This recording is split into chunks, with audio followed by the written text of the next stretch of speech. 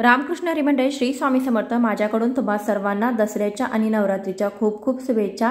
आता घट कधी हलवावे, घट हलवल्यानंतर आपण आपल्या देवघरामध्ये जे देव आहे तर त्या देवांना स्नान कधी घालायचे आहे, त्याचबरोबर देवपूजा आपण कुठल्या वेळेमध्ये करायची आहे, देवपूजा करताना काही महत्त्वाच्या गोष्टी, महत्त्वाचे नियम आपल्याला पाळायचे आहेत।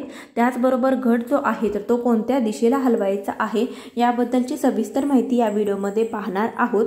नवमी तिथी जी आहे तर ती आज शुक्रवारी 3:30 नंतर दुपारी सुरू झालेली आहे। शनिवारी 10:58 ही नवमी तिथी असणार आहे आणि त्यानंतर दशमी तिथी सुरू होणार आहे।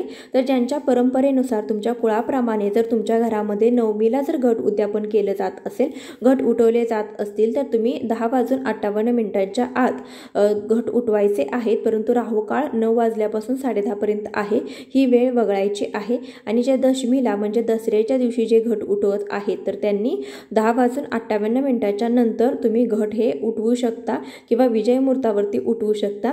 तर घरातील पुरुष मंडळींनी घट उठवायचा आहे। शेजापाजारील 5 लोकांना किंवा 5 लहान मुलांना बोलावून तुम्हाला घट हा हलवायचा आहे। घट हलवत असताना अगोदर उत्तर दिशेला हलवायचा आहे आणि त्यानंतर कडाकणी जी आहे तर ती 5 मुलांना किंवा 5 लोकांना प्रसाद म्हणून द्यायची आहे। घट हलवल्यानंतर आपल्याला देवघरातील जे आपले देव आहेत तर त्यांची देखील पूजा करायची असते। आता बघा, बरेच जण जे आहेत तर ते बऱ्याच घरामध्ये असं असतं की नवमीला घट हलवतात आणि पूजा मात्र देवघरातील देवांची ही दशमीच्या दिवशी केली जाते।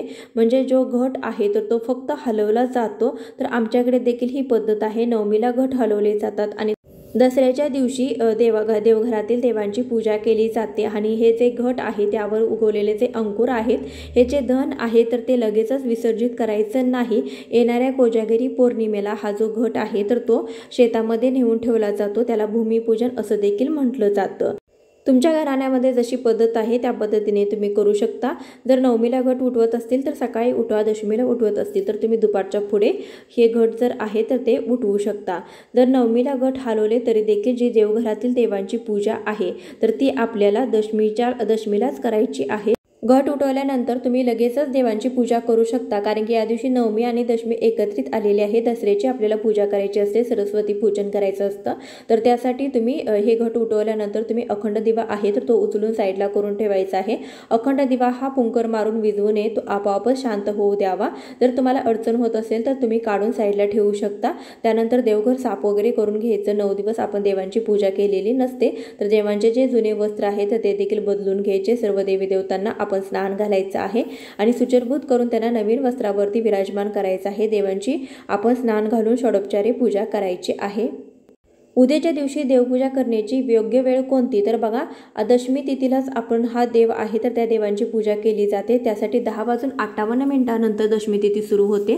त्यासाठी तुम्ही सकाळी जर देव उठवले तरी देखील आपल्याला दशमी तिथी सुरू झाल्यानंतर म्हणजे 11च्या नंतरच देवांना स्नान घालायचं आहे। या दिवशी तुम्ही पंचामृताने स्नान घालू शकता किंवा दुधाने अभिषेक देखील या दिवशी तुम्ही देवी देवतांच्या मूर्तीवरती करू शकता।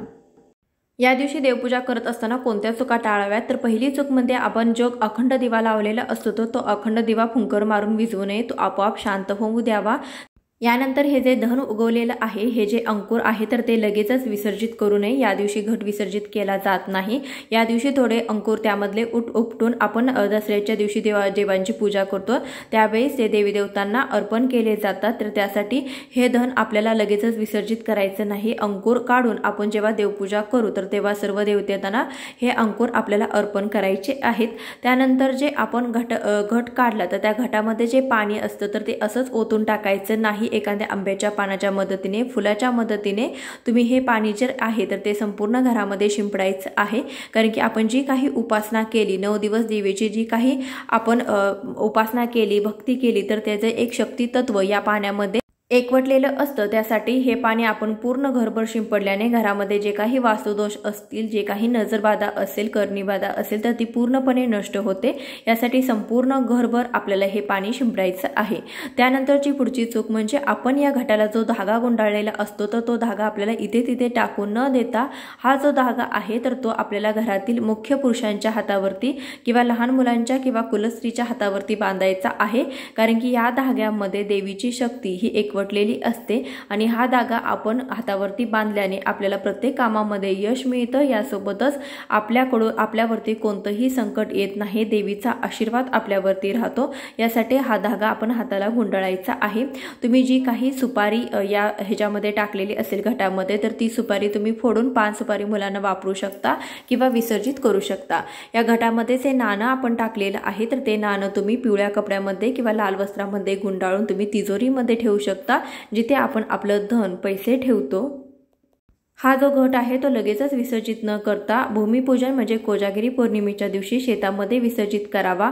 हा घट इथे तिथे फेकू न देता घट तुम्हाला शेतामध्येच नेऊन ठेवायचा आहे। तुम्हाला जर शेत नसेल, शहरी भागामध्ये राहत असाल तर एखाद्या झाडाच्या बुडक्यामध्ये तुम्हाला हा घट ठेवायचा आहे। नारळ फोडायचा की विसर्जित करायचा असा प्रश्न बऱ्याच जणांना पडतो। तर बघा, बऱ्याच जणांच्या कुलाचाराप्रमाणे हा विधी आहे तो केला जातो। बऱ्याच जणांच्या घरामध्ये नारळ जो आहे तर तो फोडून त्याचा प्रसाद म्हणून तो ग्रहण केला जातो। तर ज्यांच्याकडे हा नारळ फोडला जात नाही तर अशांनी हा नारळ वाहत्या पाण्यामध्ये विसर्जित केला तरी देखील चालेल। आमच्याकडे हा नारळ फोडून त्याचा प्रसाद म्हणून तो नारळ ग्रहण केला जातो। या दिवशी घट हलवले जात असले तरी देखील आपल्याला घटाला नैवेद्य दाखवायचा आहे। तुम्ही या दिवशी पुरणपोळीचा नैवेद्य दाखवू शकता। जर तुम्हाला काहीच नाही शक्य झालं तर तुम्ही दही भाताचा किंवा साखर भाताचा नैवेद्य दाखवला तरी देखील चालेल, परंतु नैवेद्य दाखवल्याशिवाय घट आपल्याला उठवायचा नाही।